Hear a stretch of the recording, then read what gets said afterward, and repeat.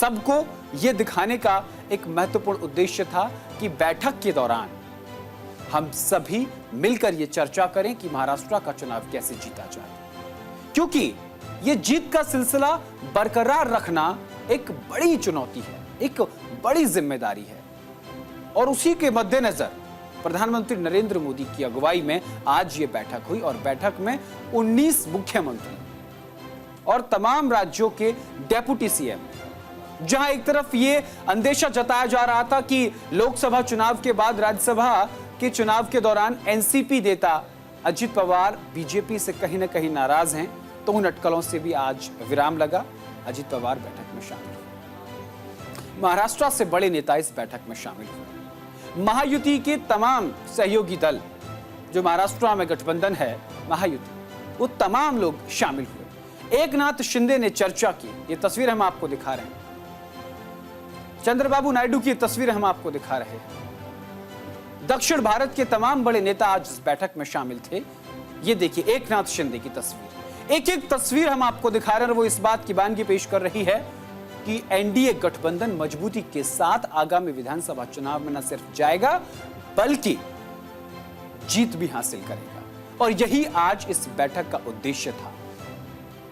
हालांकि seat sharing को लेकर के आधिकारिक जानकारी अभी सामने नहीं आई है, लेकिन बहुत जल्द महाराष्ट्र और झारखंड के विधानसभा चुनाव को लेकर के सीट शेयरिंग का जो फॉर्मूला तय हुआ है वो भी बहुत जल्दी घोषित कर दिया जाएगा। उसको लेकर के भी आज चर्चा हुई, लेकिन आधिकारिक तौर पर ये जल्द बताया जाएगा। तो ये वो तस्वीरें जो एनडीए की मजबूती को पेश करती है। आगे बढ़ते हैं, अब आपको बताते हैं इंडिया अलायंस, इंडिया गठबंधन। 16 अक्टूबर 2024 ये वो तारीख जब 10 वर्षों के बाद संविधान के तहत सरकार बनी, संविधान का पालन किया गया। केंद्र शासित प्रदेश जम्मू कश्मीर में राज्य में सरकार का गठन हुआ, चुनाव हुए, सरकार का गठन हुआ, मुख्यमंत्री ने ओथ ली। 16 अक्टूबर 2024 को अमर अब्दुल्ला ने जम्मू कश्मीर के नए मुख्यमंत्री के तौर पर शपथ ली। जम्मू कश्मीर में एक तरीके से इंडिया अलायंस के दो दल नेशनल कॉन्फ्रेंस और कांग्रेस ने मिलकर सरकार बनाई है। जम्मू कश्मीर में लंबे अंतराल के बाद हुए चुनाव में नेशनल कॉन्फ्रेंस को बढ़त मिली, लेकिन बहुमत से दूर रही। ऐसे में निर्दलीय और कांग्रेस विधायकों के समर्थन से उमर अब्दुल्ला के नेतृत्व में सरकार का गठन हुआ।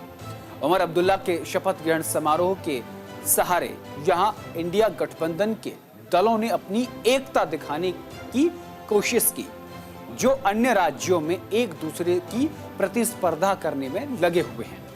श्रीनगर में इंडिया गठबंधन के लगभग सारे दल वहां जुटाने का प्रयास किया गया, लेकिन 26 में से महज 9 दल ही मंच पर नजर आए, क्योंकि इंडिया गठबंधन हरियाणा विधानसभा चुनाव के दौरान टूटता हुआ नजर आया। आम आदमी पार्टी ने अलग चुनाव लड़ा, कांग्रेस ने अलग चुनाव लड़ा, जो कि इंडिया गठबंधन के ही दल हैं, लेकिन वो हरियाणा में नजर नहीं आया।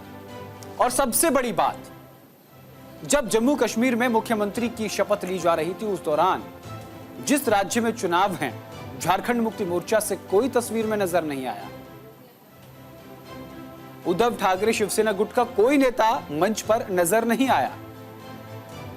कौन कौन है आपको बताते हैं। इसमें कांग्रेस, पीडीपी, समाजवादी पार्टी, आम आदमी party, NCP, left NCP Ajit Pawar नहीं, दूसरी गुट की, शरद पवार गुट की, लेफ्ट समेत कई पार्टियां इसमें शामिल हुई, लेकिन झारखंड मुक्ति मोर्चा शामिल नहीं हुआ।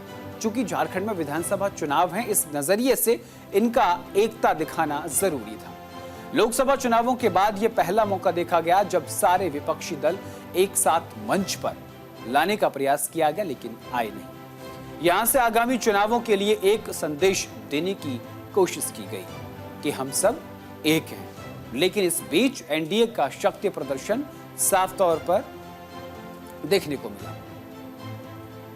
तो आज हमने आपको बताया किस तरीके से इंडिया गठबंधन और एनडीए गठबंधन, इन दोनों गठबंधन ने अपनी अपनी एकता और अपनी अपनी शक्ति दिखाने का प्रयास किया गया, लेकिन जो तस्वीरें सामने आई, जो खबरें सामने आई, जो आंकड़े, जो राजनीतिक विशेषज्ञों की टिप्पणियां सामने आई, उनके कमेंट्स आए, वो साफ तौर पर यह इशारा कर रहे हैं कि इंडिया गठबंधन की एकता लोकसभा चुनाव के दौरान तो थी, लेकिन राज्यों में विधानसभा चुनाव के दौरान वो देखने को नहीं मिल रही है। दूसरी तरफ एनडीए लोकसभा में भी साथ था, विधानसभा चुनाव में भी साथ मिलकर वो चुनाव लड़ रहा है।